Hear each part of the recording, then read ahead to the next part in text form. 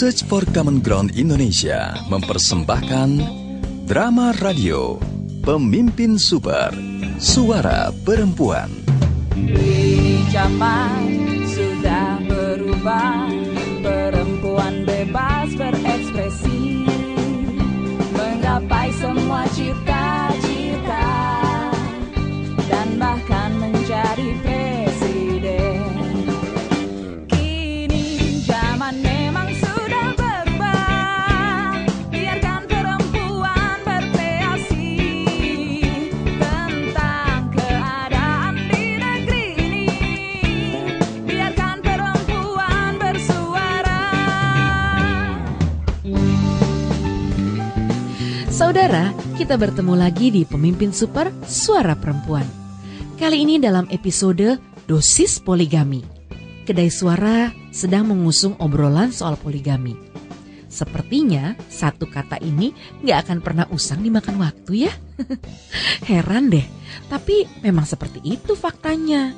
Sementara sebagian dari kita punya harapan tersendiri terhadap persoalan yang satu ini. Mungkinkah mendekatkan antara fakta dan juga harapan dalam soal poligami ini? Lantas, bagaimana pula ya perempuan seharusnya menyikapi hal seperti ini? Ada di mana peran negara dalam hal ini? Yuk kita simak sama-sama. Inilah diskusi khas komunitas Kedai Suara. Biarkan perempuan bersuara, biarkan perempuan bersuara, biarkan perempuan bersuara.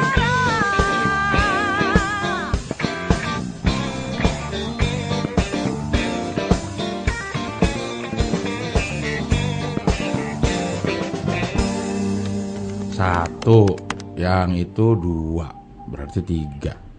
Sama yang itu malah ada 4, berarti 1 tambah 2 tambah 4 sama dengan...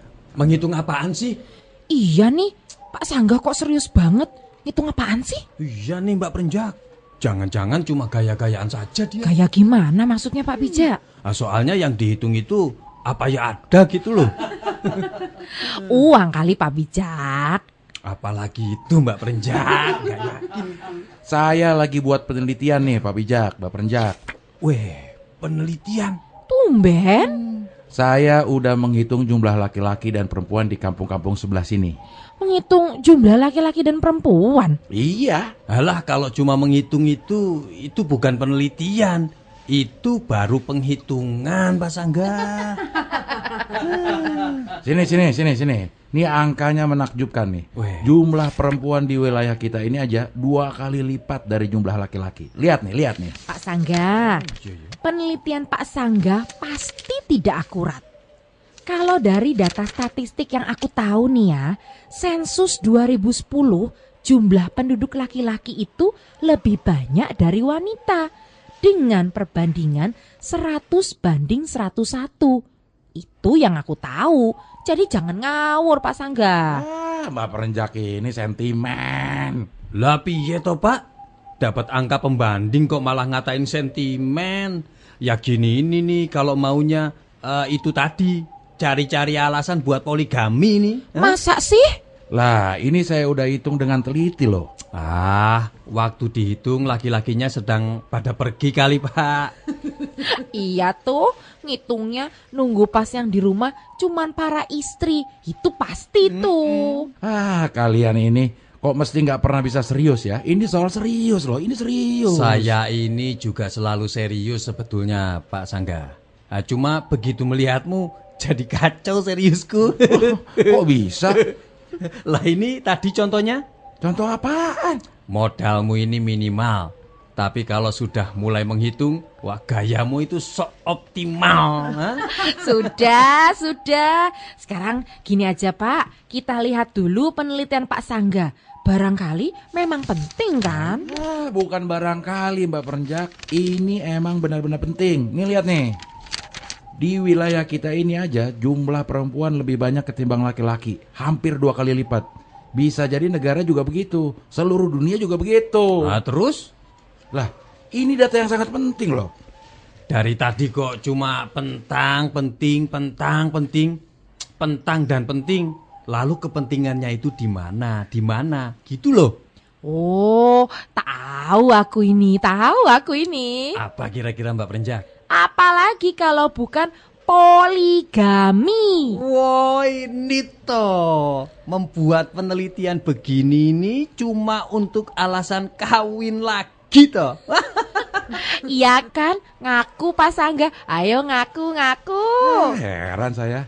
Pada punya indera keenam apa ya? Kok pada ngerti ya kata hati saya? Begini loh. Gimana? Ini bukan soal poligaminya. Ini soal kegelisahan saya yang dulu itu loh. Saya ini kan ingin tambah anak. Sementara istri saya kan udah menyerah karena usia. Loh, lawang dulu kan Pak Sangga sudah tanda tangan MOU. Kok masih diomongin lagi toh? Jelas Bu Sangga tidak mau dimadu. Bukan menyerah karena usia kok. Bukan itu masalahnya. Kalau melihat jumlah perempuan yang begini banyak jumlahnya, kan jadi iba saya, iba. Ini gimana toh kamu ini? Sementara orang-orang itu malah iba kepadamu, kok kamu malah iba sama orang lain itu loh. Jangan dibalik-balik dong, ha? Jangan. Ya tapi ini serius loh, ini serius. Ini bisa menimbulkan ketimpangan sosial. Ini kan harus diatasi.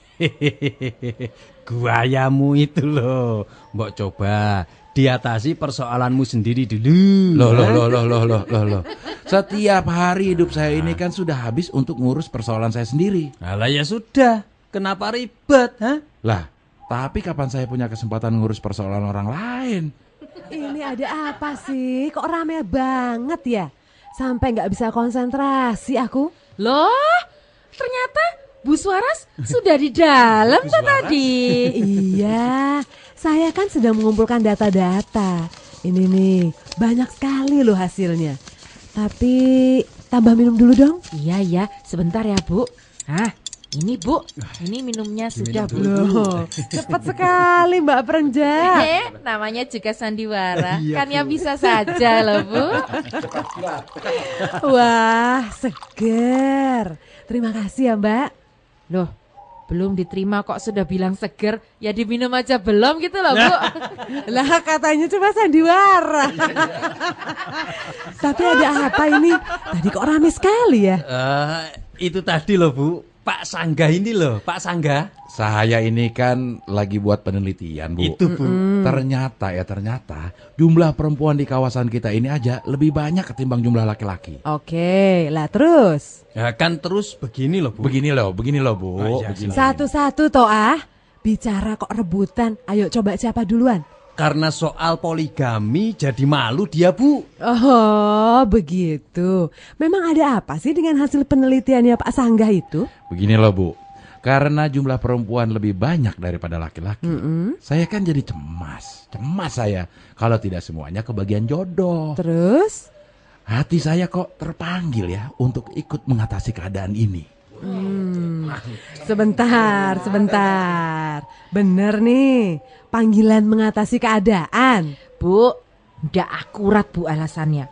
Mosok karena kebanyakan perempuan. Lah ini nih Bu, bukti sensus 2010 sebanding. Malah ternyata banyakan laki-laki. Begini saja, dalam diskusi, kita ini kan selalu berpedoman tidak ada yang salah dan tidak ada yang benar. Tidak ada yang kalah dan juga tidak ada yang menang. Nah, diskusi kita kan untuk menambah wawasan. Jadi, ayo teruskan tanpa emosi. Gini loh Bu, jujur. Laki-laki bisa menjawab jujur kok. Untuk dirinya sajalah. Poligaminya buat apa? Iba sama perempuan yang tidak punya pasangan? Menghindari zina? Menghindari pelacuran? Atau menghindari selingkuh? Terus, ayo apa Pak Sangga? Teruskan omongannya Pak Sangga. Ayo. Iya, oke itu masuk akal. Tapi perempuan pilih mana? Suaminya selingkuh atau kawin lagi? Ayo. Ya nggak pilih semua. Itu kan bukan pilihan. Pilihan apaan itu? Oke, taruhlah perempuan mau berbagi suami. Tapi biasanya mereka tidak rela berbagi hak loh. Maksud saya, meskipun sudah ditinggal kawin lagi, haknya untuk tampil di masyarakat sebagai istri tetap tidak bisa dibagi. Kemunculan suami di masyarakat, ya dia yang dampingi. Lah ya itu toh, Itu namanya menghormati kedudukan istri tua. Kalau ada perempuan bersedia di madu, rela berbaginya pasti karena terpaksa ini. Pasti karena suaminya memang tukmis saja itu. Itu. Gak bisa lihat perempuan klimis. Lah, mana ada sih laki-laki yang poligami tetap mengajak istri tua dalam undangan-undangan? Pokoknya ya, yang muda itu pasti yang dibangga-banggakannya. Wajah Mbak Perenjak lucu juga ya kalau lagi sewot begini. Sayangnya berbagai penelitian menemukan bahwa banyak sekali perempuan yang tidak mendapatkan haknya sebagai istri dari suami yang melakukan poligami. Hak batin diantaranya, perhatian, cinta dan kasih sayang, dan pembagian waktu yang adil. Hak ekonomi juga, harta, pendidikan, atau hak sosial mereka.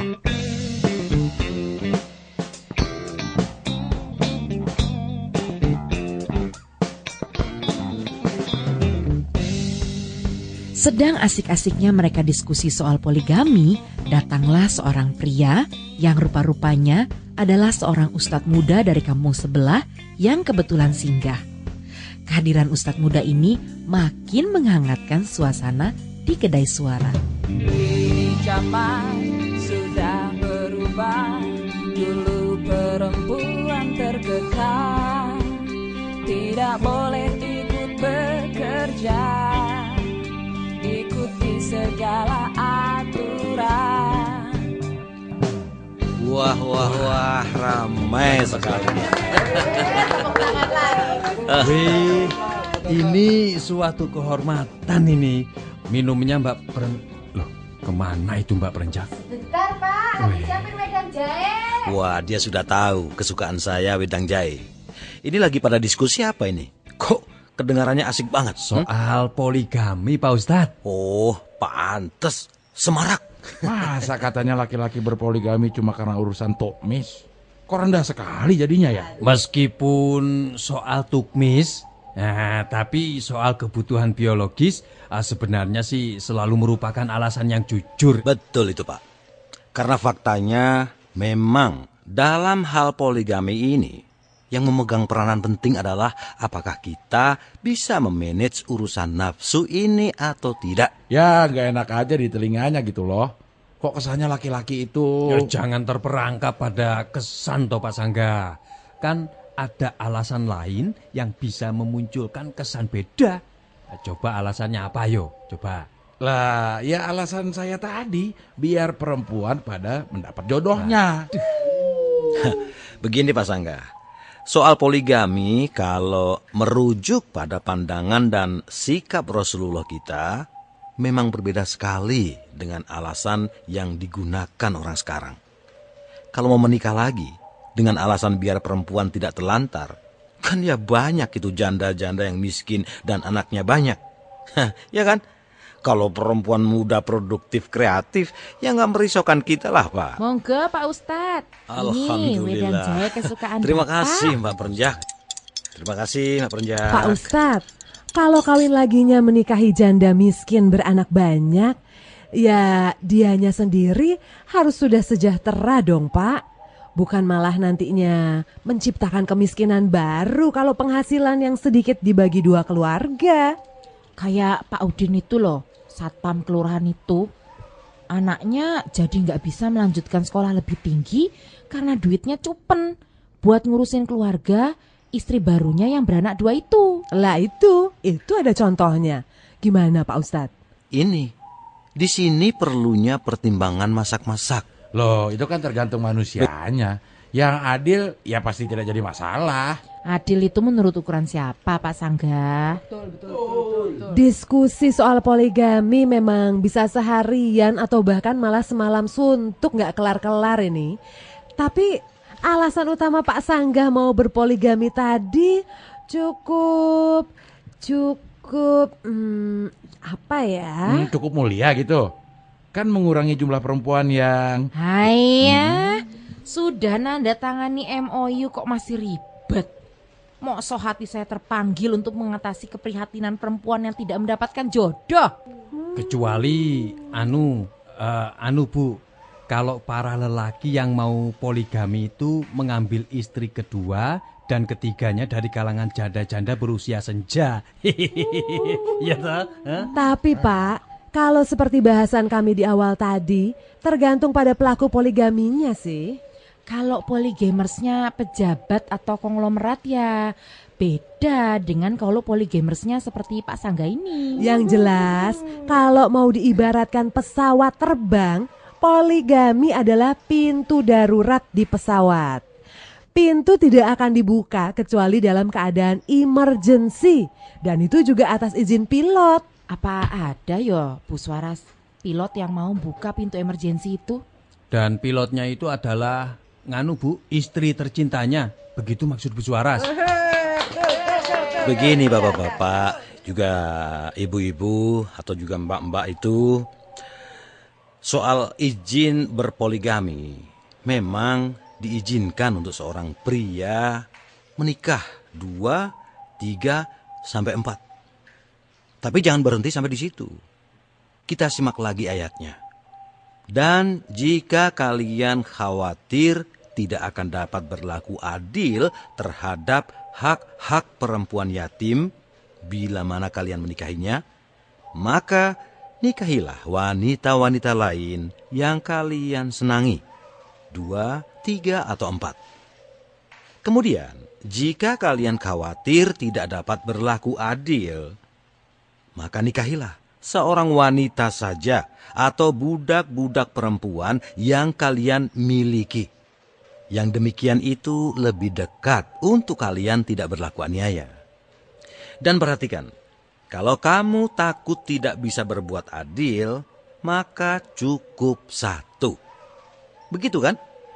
Luar biasa hikmahnya loh. Kalau pilihannya adalah menetapkan pada satu hati.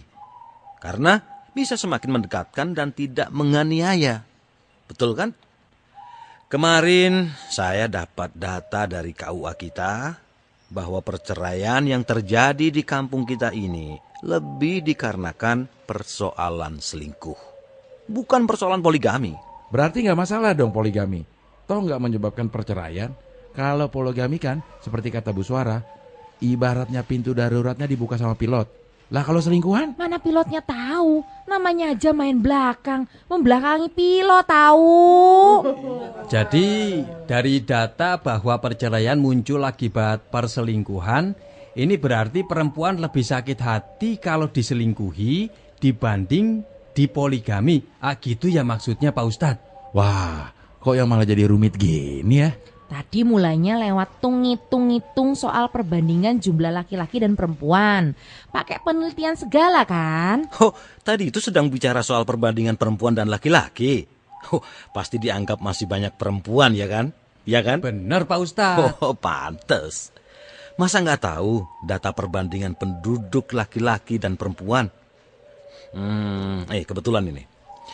Saya masih punya catatannya di HP saya ini. Nah, Sini biar saya bacakan. Mana? coba ayo. Ini data dari Badan Pusat Statistik dari 237 juta jiwa kita, 118 pria dan 119 wanita.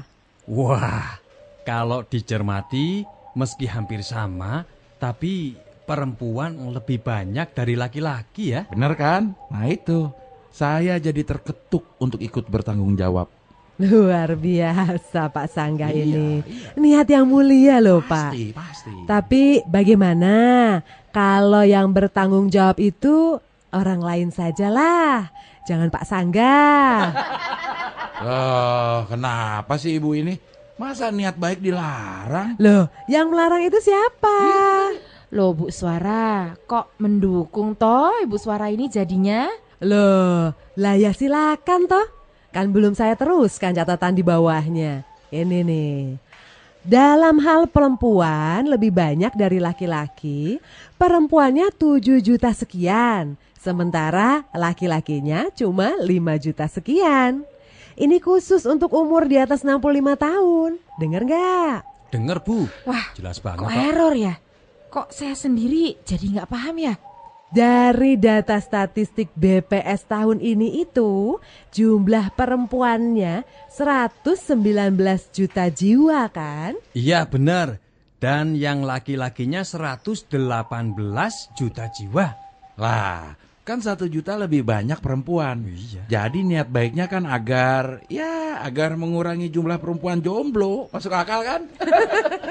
Sanggah, ya kan? Iya. Ya monggo. Perempuan yang lebih banyak dari laki-laki itu kan yang sudah senja usia, Pak. Di atas 65 tahun tahu. Mau. Loh.